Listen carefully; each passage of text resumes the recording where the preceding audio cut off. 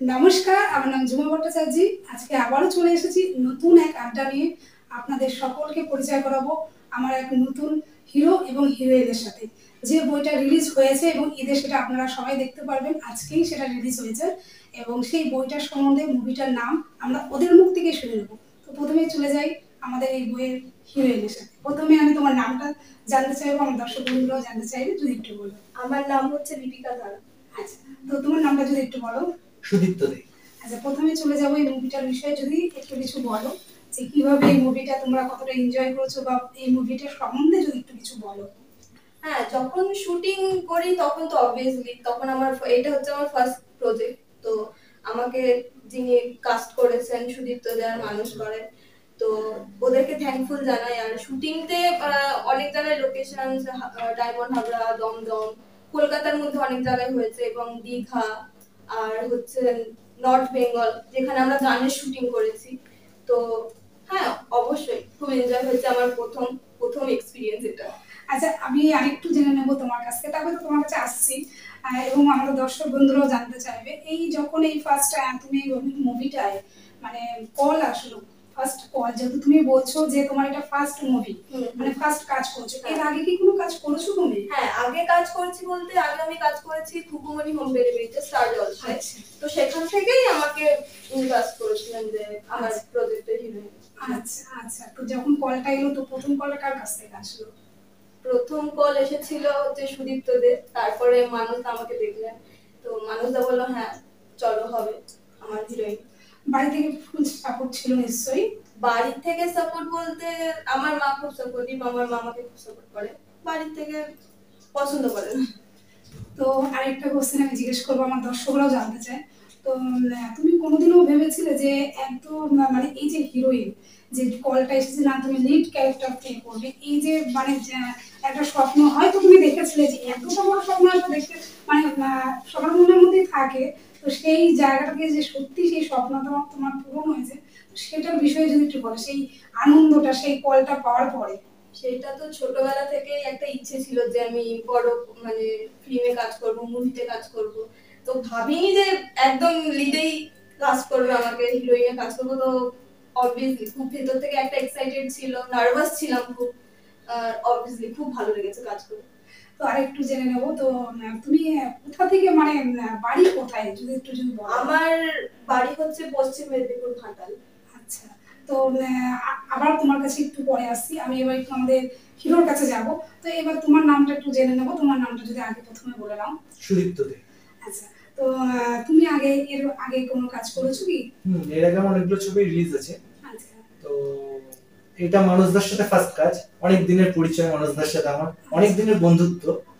তো মানুষদা যখন এই গল্পটা বলে, ক্যারেক্টারটা বলে, তখন মানে কাজটা করবার ইচ্ছা হয়েছিল। গল্পটা শুনবার পরে, ক্যারেক্টারটা শুনবার পরে, হ্যাঁ, তো মানুষদার সাথে অনেকদিন ধরে ডিসকাস হচ্ছিল। তারপর মানুষদা বললো এই কাজটা আমরা করবো একসাথে। তো এই কাজটা যদি একসাথে করতে পারি তাহলে আমাদেরও খুব হবে। তো তারপর ওইভাবে প্ল্যানিং হয় আমাদের, আলটিমেট কাজটাও করি আমরা সবাই একসাথে। তো মানুষদার অবদানই সবচেয়ে বেশি কাজটার পিছনে। মানে ভাবতে পেরেছিলে যে একেবারে মানে একদম লিড ক্যারেক্টার এই জিনিসটা ভাবতে পেরেছিলেই বলে দিয়েছিল যে ক্যারেক্টার, এই ক্যারেক্টারটা দেখো তোমার উপরে যাবে, ক্যারেক্টারটা তুমি করো। তো মানুষদা প্রথম যখন গল্পটা শোনায়, ক্যারেক্টারটা পড়ায়, তো তখনই ভালো লেগেছিল। তারপর আমরা বসে প্ল্যানিং করে নি কিছু, করবার পরে কাজটা হয়। মানে খুবই এক্সাইটেড ছিল যখন তুমি শুনলে যে আমি এই মুভিটার নাম আরেকবার বলো। অকাল বোধন।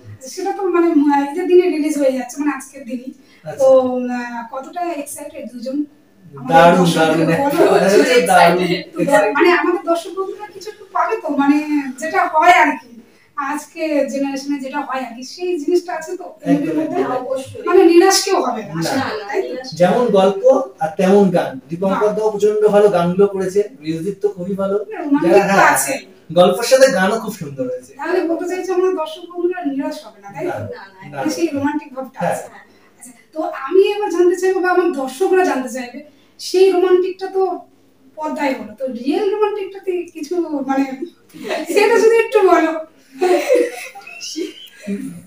সেটা প্লিজ, এটা আমার দর্শক বন্ধুরা এটাও জানতে চাই। শুটিং করতে গিয়ে সেরকম কোনো মানে সেরকম কি কিছু ব্যাপারটা সেটা একটু জানতে চাই। মানে রিয়েল কিছু নেই, সব অন স্ক্রিন, অফ স্ক্রিন কিছু। আচ্ছা, তো যাই হোক আমাদের দর্শক বন্ধুরা বুঝে গেছে যে বলতে চায় না, ঠিক আছে, আমরা এই জায়গাটা একটু থেমেই গেলাম। তো এবার আমি তোমার কাছে আরেকবার জিজ্ঞাসা করবো যে তুমি কোথায় মানে কোথা থেকে আসা হয়েছে, বাড়ি কোথায়, যদি একটু আমার এখানে টালিগঞ্জে। বাহ, তার মানে তোমার জার্নিটা একদম টালিগঞ্জ থেকে শুরু। আচ্ছা, তো এবার আমি একটু দুজনের কাছে চলে যাব, যে এই যে শুটিং করতে যাওয়ার সময় বা কোনো রকম মানে কোনো কিছু, যে দুজনের শুটিং করতে গেলে তো অনেক সময় অনেক কিছু প্রবলেম হয়, আবার এনজয়ের মধ্যে হয়। তো এবার তোমরা প্রবলেমটা যদি হয়ে থাকে সেটাও একটু শেয়ার করো, আবার এনজয়টাও যে করেছো সেটাও একটু শেয়ার করো, যদি আমাদের দর্শকদের বলো। আমাদের দেখুন প্রবলেম বলতে খুব একটা কিছু হয়নি, যেটা হচ্ছে খুব আনন্দ করেই কাজ হয়েছে, আমরা পুরো পিকনিকের মতো করেই কাজ করেছি। আর আমাদের টিমটা সত্যি কথা বলতে খুব ভালো টিম ছিল, প্রত্যেকেই মানে সবাই খুব কমফোর্টেবল, আমাদের টিমে প্রত্যেকে সহযোগিতা করেছে। হ্যাঁ, তো মোটামুটি এই 26-27 জনের যে টিম ছিল প্রত্যেকের পুরো ঘরোয়া, সবাই ঘরের লোক, আমরা একসাথে কাজ করেছি, একসাথে খেয়েছি, আনন্দ করেছি, একদম সেভাবেই কাজ হয়েছে সব জায়গাতে। মানে বলতে চাইছো পুরো একদম পুরোটাই এনজয় করে তোমরা কাজটা করেছো। একদম। তো দর্শক বন্ধুরা একটু আপনারা বুঝতেই পারছেন, একটা শুটিং এর পেছনে কষ্ট তো অবশ্যই আছে, তার পেছনে সফলতা তখনই আসবে যখন আপনারা সেই ভালোবাসাটা এদের দেবেন বা এই মুভিতে দেবেন, তখনই কিন্তু সেই সফলতাটা এদের আসবে। ঠিক আছে, তো এই জন্য আমরা সকলেই চাইবো যে প্লিজ আপনারা, আমি তো যাচ্ছি, আপনারাও যান হলে গিয়ে, ওদের সেই ভালোবাসাটা, সেই জার্নিটা, যে সেই কষ্টটা আপনাদের জন্যই কিন্তু দূর হবে। তোমরাও যদি একটু কিছু বলো তোমাদের এই মুভিটার সম্বন্ধে, যে দর্শকদের কিভাবে তোমরা বলছো যে এই মুভিটা দেখার জন্য, কেনই বা তোমাদের মুভিটা দেখবে, সেটা যদি একটু বলো। আমাদের ছবিটা 28 তারিখ রিলিজ হয়েছে, নন্দনে প্রিমিয়ার হয়েছে, এছাড়া প্রচুর হলে রিলিজ হবে। তো সেই ক্ষেত্রে গল্পটা সত্যি খুবই ভালো, আমি চাই দর্শকরা দেখুক, হলে এসে দেখুক, সবকিছু বলে দিলে তো হয়েই গেল। তো গল্প গান দুটো এত ভালো যে আমরা যখন যেদিন প্রিমিয়ার হয়েছে সেদিনকে এত লোক এত উচ্ছ্বাসিত, এত আনন্দিত, তো যারা দেখছে মোটামুটি তাদের ভালো লাগছে। আর আমরা আশাবাদী যে ছবিটা চলবে, এখন দেখা যাক যতদিন যাবে বোঝা যাবে। সবাইকে বলবো হলে গিয়ে অবশ্যই দেখতে। একদমই তাই, আমিও এটাই চাইবো, সকলে মিলে হলে সহ পরিবারে যান, অবশ্যই আপনাদের ভালো লাগবে। আর আপনাদের ভালো লাগা মানেই আমাদেরও ভালো লাগা বা এদেরও ভালো লাগা। তো আমি আরেকটু দুজনের আন্ডারস্ট্যান্ডিং দেখতে চাই, আমাদের দর্শকরা দেখতে চাই। আমি কিছু ছোট্ট কোশ্চেন করবো দুজনকে, দেখবো কতটা দুজনের মধ্যে আন্ডারস্ট্যান্ডিং আছে। তো আমি প্রথমে তোমার কাছে চলে যাব, তোমার কোথায় ভালো লাগে, পাহাড় না সমুদ্র? পাহাড়। তোমার? পাহাড়। পাহাড়। দেখলেন তো, আবার বলছে কোনো আন্ডারস্ট্যান্ডিং। আরেকটা যাচ্ছি, কি খেতে ভালোবাসো? আমি বিরিয়ানি। তুমি? বিরিয়ানি। মানেটা কি, এটা কি হচ্ছে বুঝতে পারছি না। আরেকটা কোশ্চেনে যাব। আচ্ছা, তোমার কি রং পছন্দ? অবভিয়াসলি রেড, পরে আছি আমি এখন। নিশ্চয়ই তোমার তো, দেখো রেড বলবে না, তুমি রেড না, তুমি বলে ফেলো নীল। নীল। আচ্ছা, নীল। আচ্ছা, আরেকটা কোশ্চেন করছি, লং ড্রাইভ না লং ড্রাইভ নাকি? হ্যাঁ, হ্যাঁ, বৃষ্টি পড়বে, লং ড্রাইভ অবশ্যই ভালো লাগে। আর তোমার? Long drive. বাহ, মানে বুঝতে পারছেন কতটা, মানে দুজন আইদিকে বলছে কিছু না। আরেকটা যাব, সবচেয়ে একটা কঠিন কোশ্চেন, সেটা হয়তো খুবই কষ্ট হবে আমি জানি, তবুও করবো। বেশি ভালোবাসা হয় কাকে, মাকে না বাবাকে?